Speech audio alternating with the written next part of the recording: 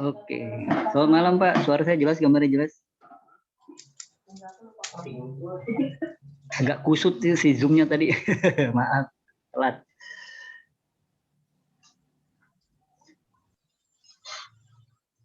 Malam ini sih udah nggak ada data ya.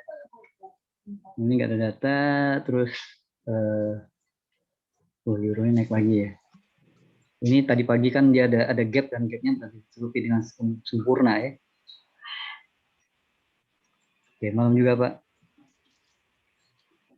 Oke deh. Dokter Porek.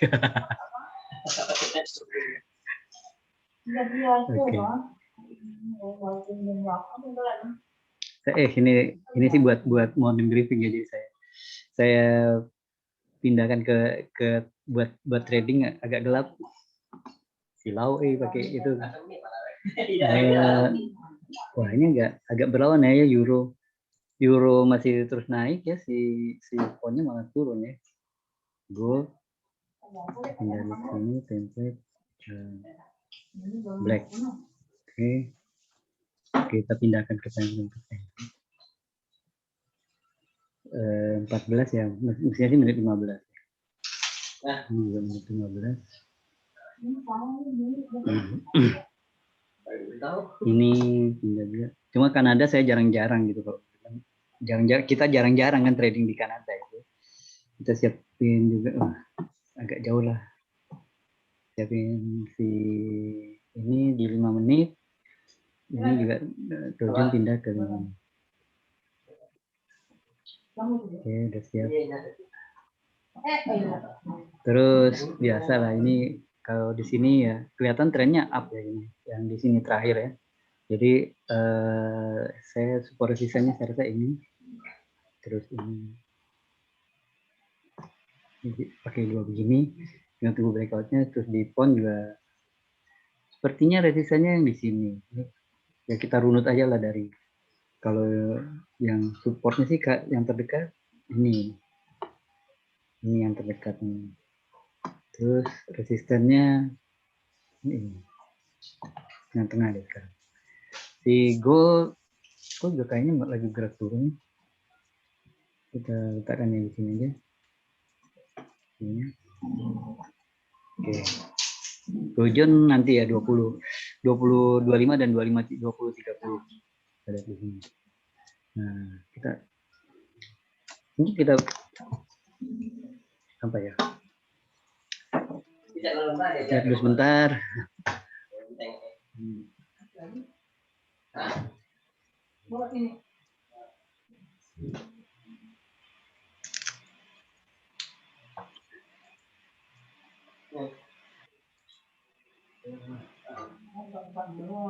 Buka-buka orang di WA kan itunya kan tuh.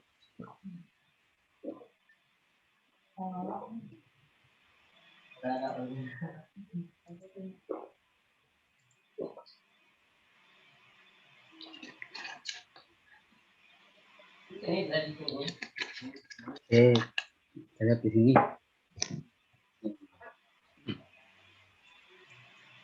Ini trennya up ya. Kan kalau kita lihat dari tren ya kan dia cirinya up banget nih. Jadi di low-nya makin tinggi, high-nya juga makin tinggi, tapi sekarang dia gitu. Jadi kalau dia bisa breakout ini ya cenderung akan bergerak naik ya. Terus kalau kita lihat, cuma kalau model analisa sih lebih ngepas itu, bukan lebih ngepas itu, lebih enak itu analisa tuh time frame-nya agak panjang. Kalau time frame agak pendek itu ya dia kan cenderung perubahan cenderung lebih cepat ya. Nah kalau ini kenapa saya seringnya tuh analisanya tuh cuma satu time frame aja.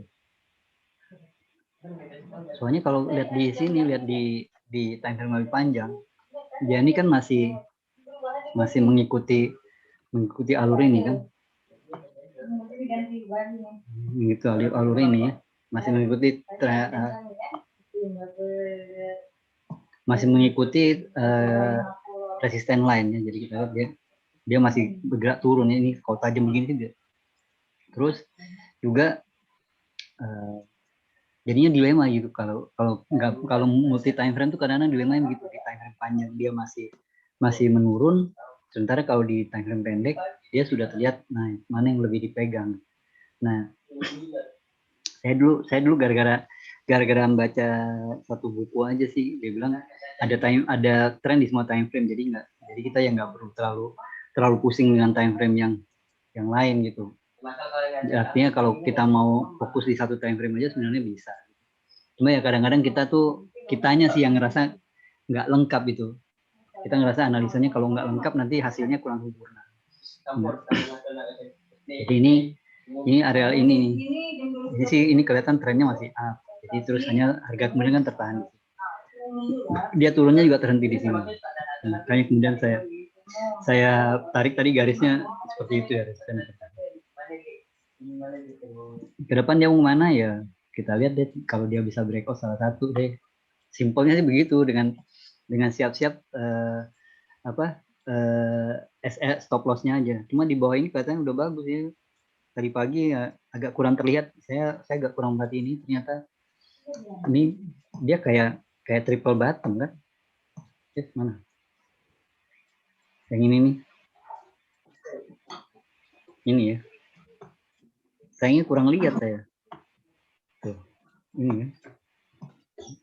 Dia udah bikin kayak gini sekali, bikin sekali lagi. Kayak memang seperti triple bottom dan kemudian dia breakout.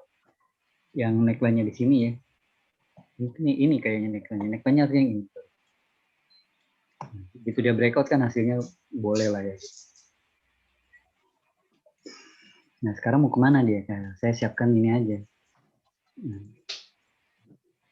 tadi itu juga saya suka apa ya? Enggak pakai kata suka sih. Ya ini jadinya ya kita tunggu breakout aja. Ini menit 20. Lihat di sini dulu. Bentar. Belum lihat yang ini. Ini masih tanda tanya nih. Kemana dia? Nggak ada data sih. Minggu ini cuma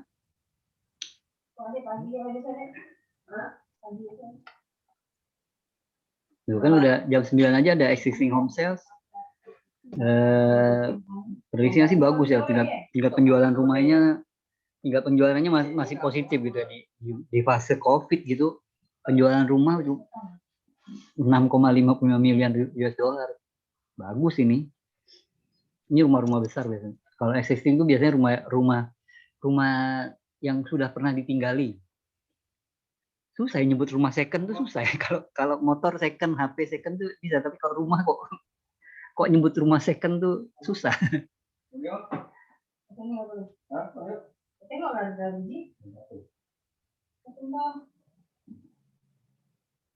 Ini nggak dilematis yang poundnya ke bawah. Biasanya kan sama gitu karena USD-nya sama USD.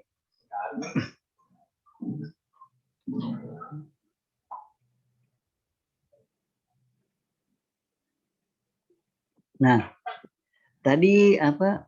Sebentar Pak. Ini nanggung ya 2125 kan dia sinyal. Sinyalnya kayaknya sell ya. Menit 29 ya sell. Kalau ini masih terus sampai menit 25 masih ngeberis nih. Ini trik ya ini. Ini kayak ini seperti ini. Double top. Nih. Ini neckline-nya nih. Ini tadi. Tapi saya nggak lihat tadi. Soalnya kalau trading Nasdaq tuh saya meyakini dia bagusnya tuh malam gitu. Oke.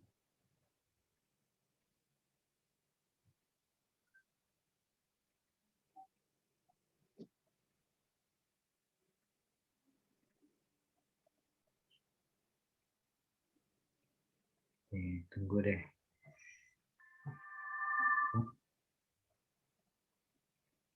Dan seringnya kalau Dow Jones jatuh, artinya USD kan lagi kuat tuh, sell Dow Jones, buy dolar. Maka di pound juga sama. Pound dan euro ya cenderungnya jatuh.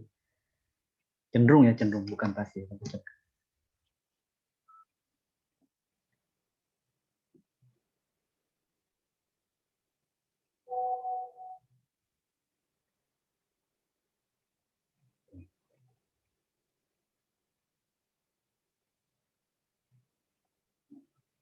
Kita tunggu. Pas lomba enggak boleh deh cek awas deh. Panitia yang ngecek. Panitia yang ngecek. Boleh kan? Pikirnya bisa ke alat. Panitia yang ngecek. Iya, masih pas dia nggak tahu minum adik. Terus yang hari reboin nomor cek alat lagi nggak? Enggak. Oh, malah jadi bayi. Kandung bayi. Belum.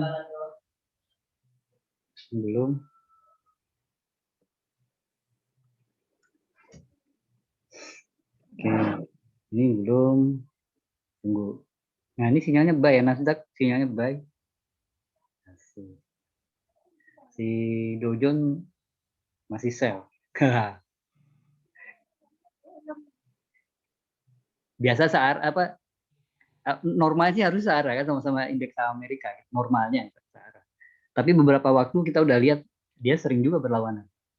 Kalau lihat dari day-nya ini sih memang ya ini kan dia di level harga tertinggi sepanjang masanya itu. Saya rasa sih banyak yang udah taking profit. Ntar kalau di Nasdaq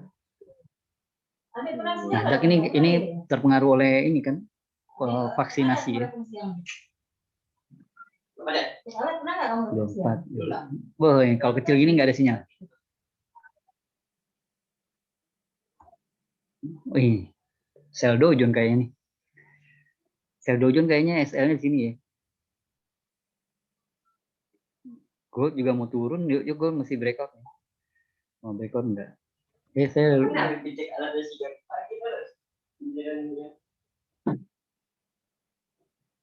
Mima. 15, sorry. Jangan pakai Mima di gold. Ngeri-ngeri sedap pakai menit 29, sell Dojon deh kayaknya. Nasdaq enggak.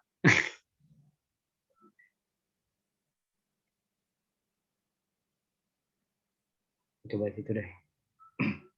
Ini baru kita mulai diskusi teori gitu.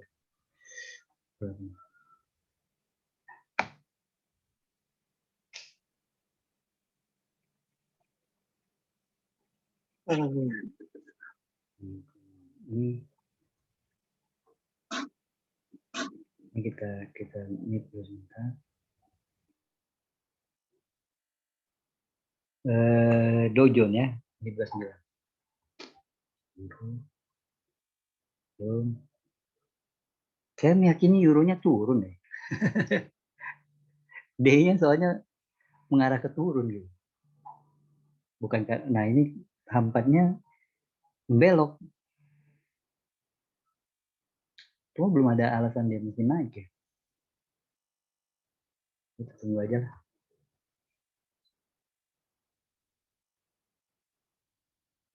Dua enam tinggi. Wah, dojonya Nasdaqnya tanda tanya tuh. Ke dojon deh. Ini 29 ya sinyalnya baik. Sell di sini. Sell. Go.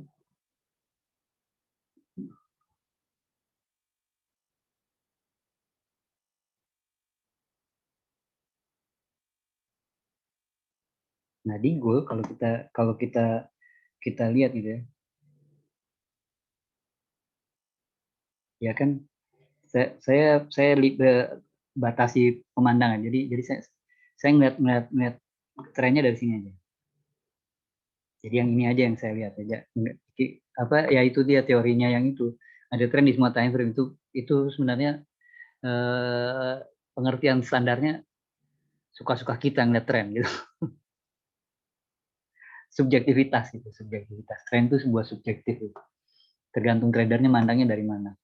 Jadi dari sini saya mengukur kalau ini dia trennya mulai dari sini, ini trennya, maka ini koreksi. Kan kalau koreksi kan kita bisa menilai menggunakan bantuan Fibonacci retracement. Soal besar dia koreksi gitu ya. Kita pakai retracement. Dari sini dia mulai jatuh hingga dia jatuh. Nah, di standarnya di teori dasarnya itu koreksi terbesar udah ada di 61.8. Ini sih standar ya. Banyak kemudian yang apa ya menggunakan baris dari Fibonacci kemudian menambah level-level di atas ini. Bahkan ada sampai 100 dan seterusnya sampai 161 gitu. Jadi ada yang menambah. Kalau saya pakai yang dasarnya aja, jadi saya menggunakan ini. Ini dia sempat nyentuh hampir menuju ke 61.8. Yang terkuat dari Fibo itu ada 50 dan 61.8. Kalau dia bisa breakout dari 61.8 itu kata teori sih kita nggak bisa pakai kata retracement, tapi kita mesti mengganti katanya jadi reversal. Jadi kalau dia di atas ini dia cenderung akan balik jadinya. Nah ini yang begini maka kesimpulannya karena dia cuma terhenti di 61.8 dan benar-benar mampet di 50, ini trennya continue cenderung ke bawah lagi. Targetnya gimana? Kita bisa pakai Fibonacci expansion. Gitu. Saya pakai ini untuk cari target ekspansi. Jadi satu paket nih. Gambarnya gini, dia dari awal dia jatuh, kemudian dia berhenti jatuh, kemudian dia mulai kembali bergerak, jatuh lagi. Ini saya ganti warnanya nih. Nanti levelnya kita pakai, biar jelas ini pakai ini deh. Terus si levelnya juga seperti warna yang sama yang nah, jadi lihat kalau dia lanjut terdekat tuh dia akan menunjuk sini 1869. Kalau ini juga di breakout target kemudian ada di 1616, terjauh dia 1530.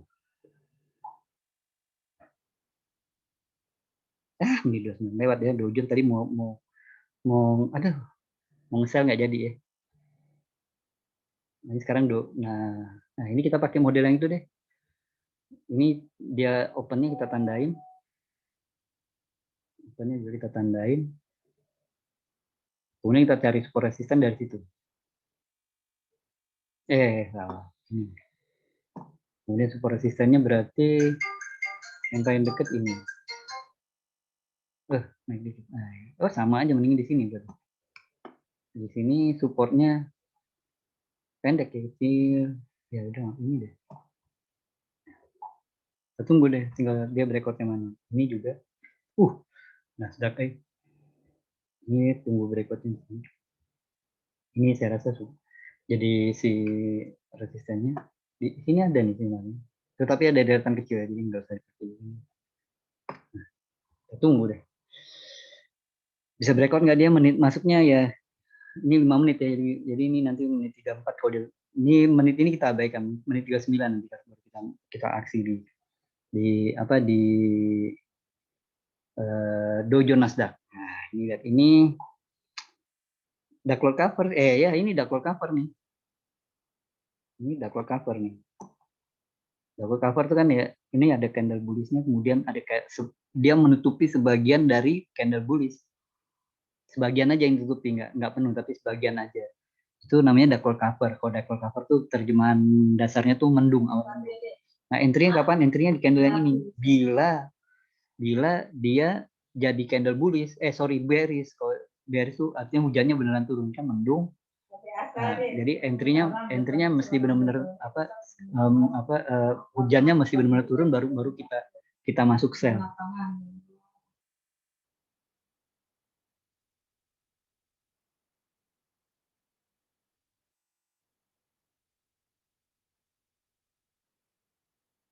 Kalau dia nggak jadi hujan ya nggak usah masuk. Tunggu konfirmasi, tunggu.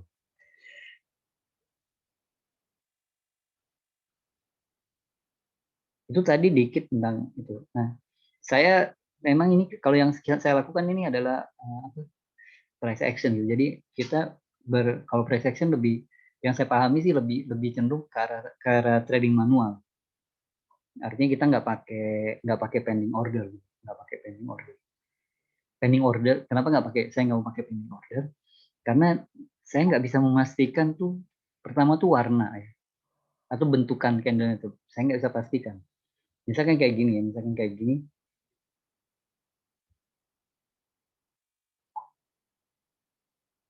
Terus saya misalkan bikin, Saya hapus dulu itunya ya, saya hapus dulu semuanya, saya hapus. Bukan artinya ini metodenya bagus juga sih, enggak. Misalkan kita punya, ini kan kita jadi punya support di sini kan. Nah, saya maunya dia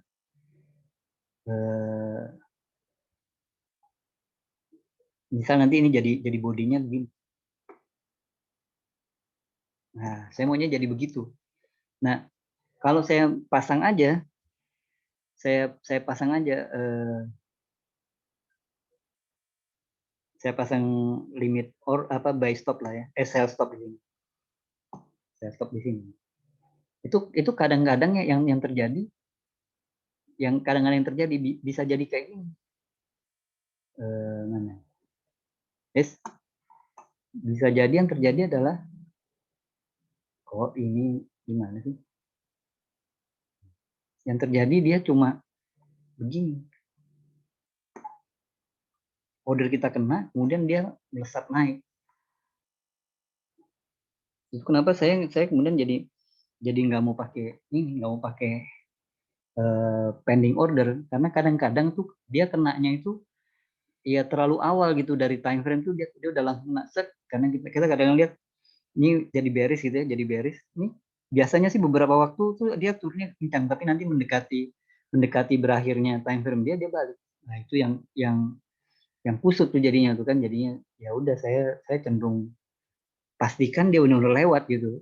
Dan saya masuknya kemudian 1 menit sebelum candle itu closing, memastikan ya kan kalau selisih 1 menitan kan warna kayak minimal warnanya itu termasuk susah berubah. Ini menit 39 buy nih Nasdaq. Kalau masih jadi bullish ya. Ya. Nah, ini dia nih serem nih. Duh, dengan Nasdaqnya lagi nggak kompak nih. Jadi bingung ngambil yang mana nih.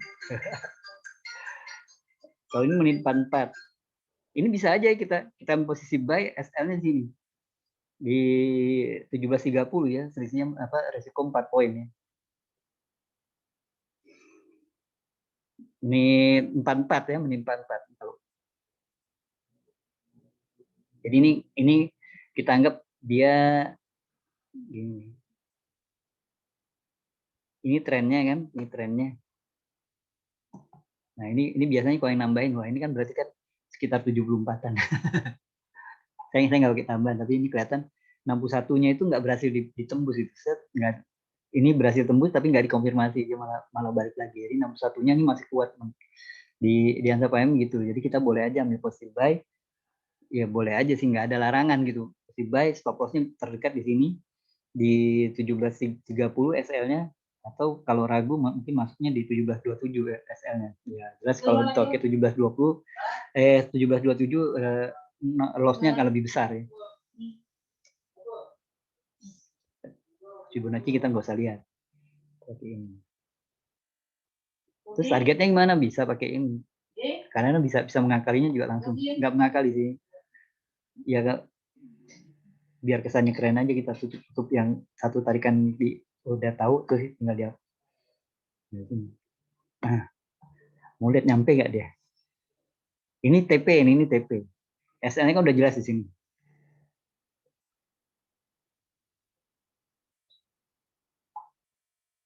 Sekarang semuanya sama. Wah, ini juga support nih kayaknya. Si Nasdaq, ini 39. Baik nggak ya? Seram nih. Baik kayaknya. Baik kali ini, baik. Ini menit 44, karena kan saya pakai 15 ya. Berarti kan closing candle-nya kan 45. Saya masuk 1 menit sebelum itu berarti menit 44.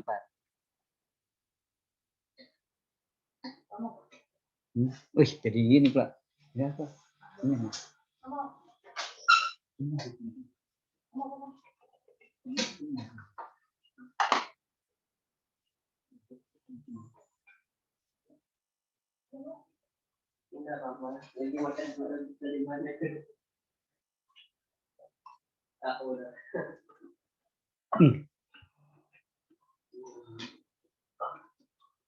Candlenya ngeri. Nggak jadi mau ngebaik. Candlenya ngeri.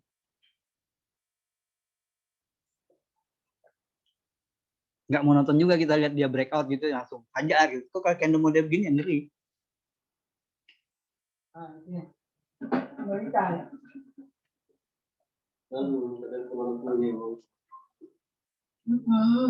Ketangkep-tangkep lah. Tapi gitu cuci. Apa nih? Yo. Tapi gold lebih menarik 44. Mending 44 ya. Oh, dia ngetes ini yang di break. Wah, keren nih. Masuk ah. Saya masuk ya di Nasdaq 0,1 aja. Wih.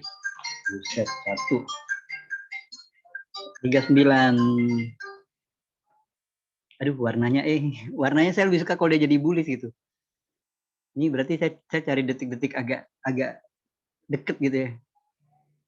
Nah, kalau ini enggak lah.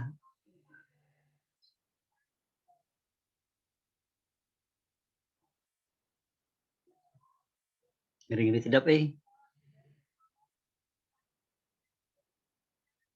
Kita coba aja lah.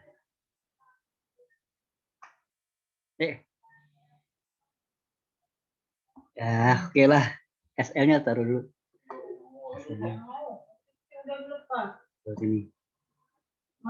Terus siap-siap lompat aja ya, pokoknya kalau ada biru-biru dikit itu keluar ya. Biar bisa 4 menit lagi masuk di gold.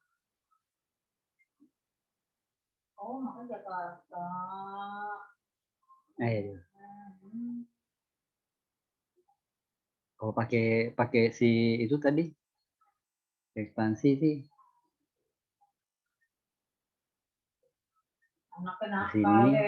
Dari sini kan dia naik. Berhenti di sini. Terus mulai naik lagi dari sini. Oh, udah kena nih targetnya. TP-nya mungkin di sini kalau pakai TP. Aduh, ngeri. Biasalah kalau Nasdaq begini nih. Sebenarnya tadi ada beberapa dolar aja, tapi terlalu cepat ya. Ya udahlah, resiko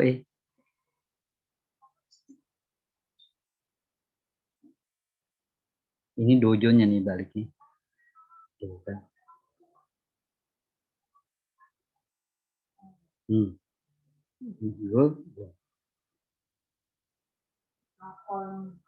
Pokoknya ini begitu biru sikat gitu ya, walaupun saya pakai TP gitu.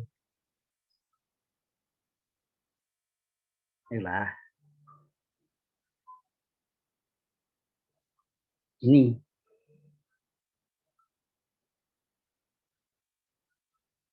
Kadang-kadang bingung, kadang lihat analisa kemana gitu kan, analisa turun, tapi saya mau buy. Ayo Nasdaq. Ayo Nasdaq.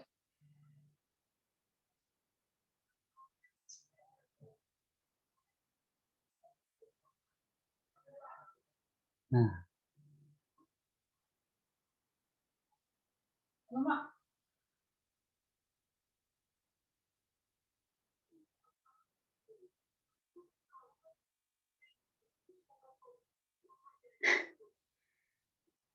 Come on, ayo. Ayo. Wah, ini ngecil. Kalau ngecil enggak, karena ya makin terlalu mudah kena kan kalau kita letakkan SL-nya. Jadi kita letak SL-nya bisa jauh sini. Dan saya view-nya kan masih sebenarnya kalau panjangnya masih ke turun. Oh, oke polisi. Euro breakout. Ini 44. Cuma kalau mau menghandle bersaingan dengan Nasdaq nih, euro lotnya harus agak lumayan nih. SL-nya di high ini. Saya jangan mungkin 0,2 aja ya. Karena pasti kalah ya kalau pakai lot yang sama dengan Nasdaq itu nggak bakal bisa menghalangi si Nasdaq.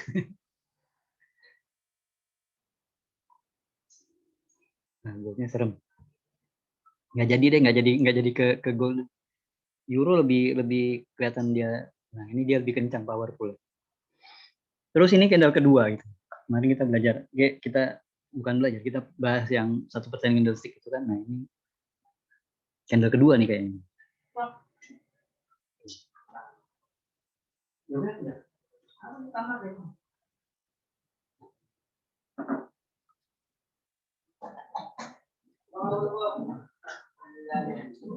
Ini rame.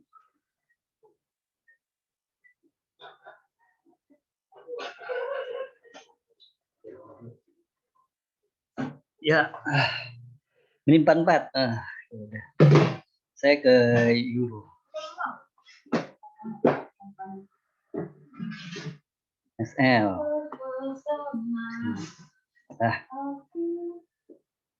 Ayolah Nasdaq. Si Nasdaq ini. Pengen tahu juga ekspansinya bener nggak gitu. Tapi ini 5 menit ya. Jadi kalau 5 menit itu kan memang kita makan ya. Perubahannya tuh signifikan cepat gitu ya. Bukan signifikan, cepat. Yang signifikan tuh Nasdaq-nya.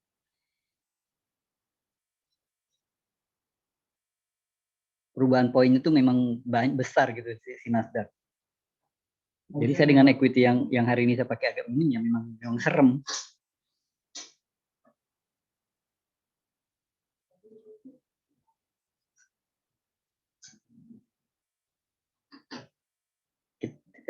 Kita minim kan nanti kita ada mau bikin project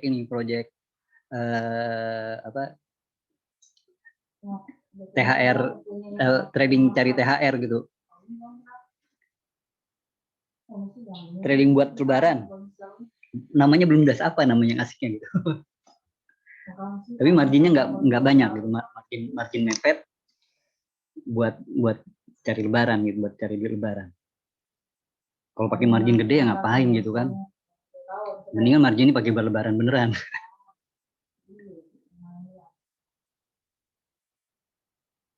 Ya, ayo. Ayo Nasdaq.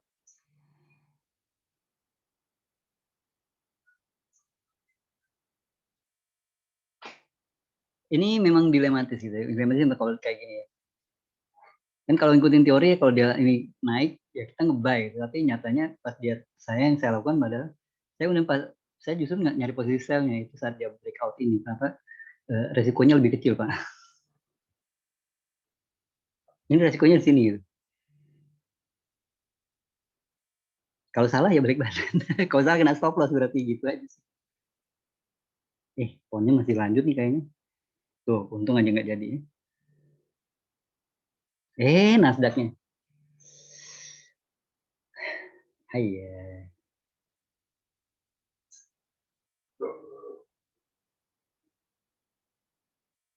Yuk.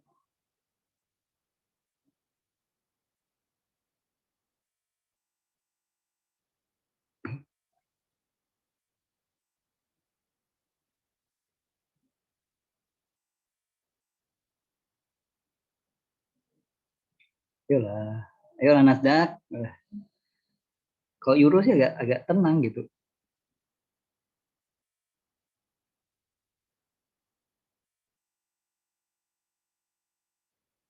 Nasdaq ini gerakannya dikit tapi poinnya banyak,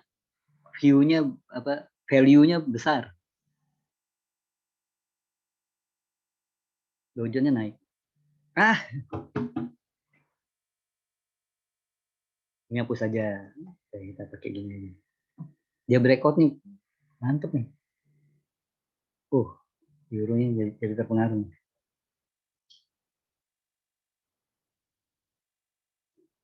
Cuma menurut saya euro masih mau turun. Jadi saya pede aja sih. Wah. Enggak, saya udah dua posisi dengan kemudian juga itu margin level saya udah 300% doang. Agak seram kalau gitu ya.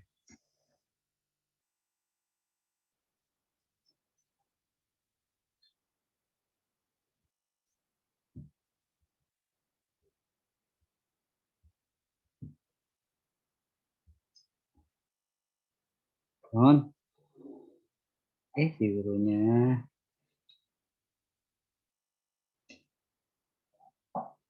Hening ya, kita hening.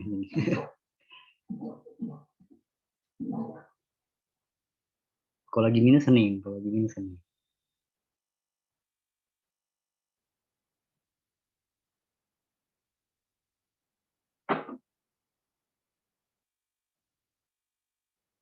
Yuk. Ya, ayo. Ayo, Nasdaq.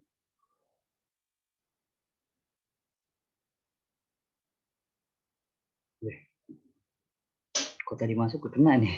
SL-nya masih di sini. Ayo, Nasdaq.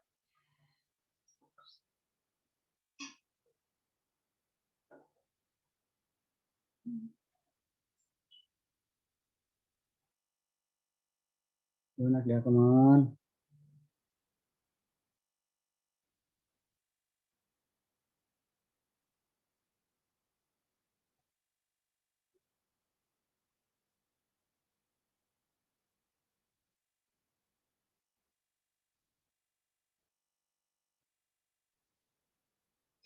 Iya. Saya ingat ini aja ya, akumulasinya aja. Ayolah, euro turunlah.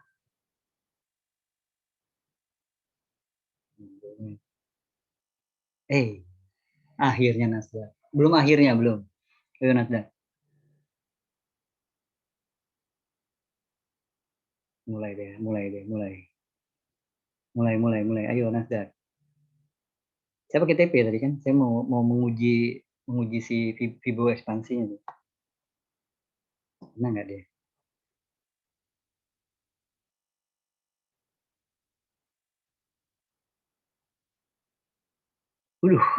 Jangan mantap ya.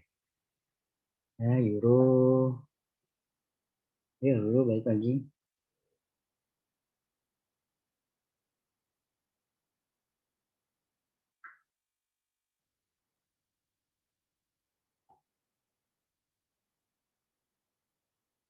Euro, come on.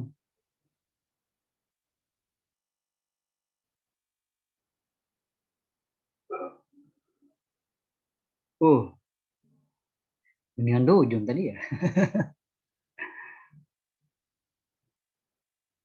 Nanti kan memang lambat. Dan euronya konyol pula. Alah.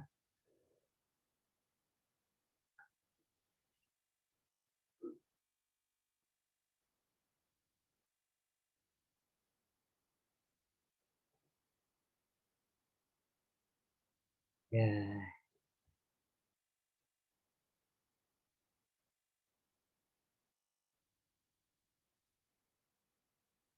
Ayo.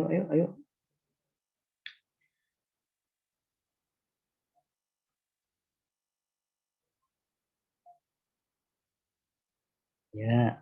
Wah, euronya mau naik.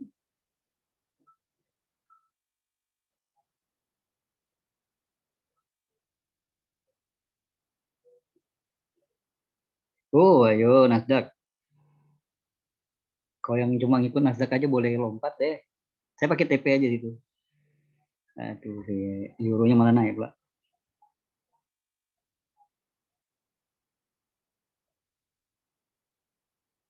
Kencang pula euronya.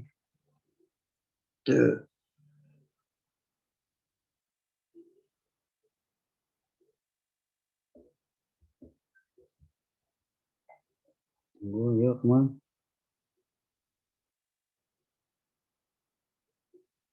Ya, ayo. Euronya kencang .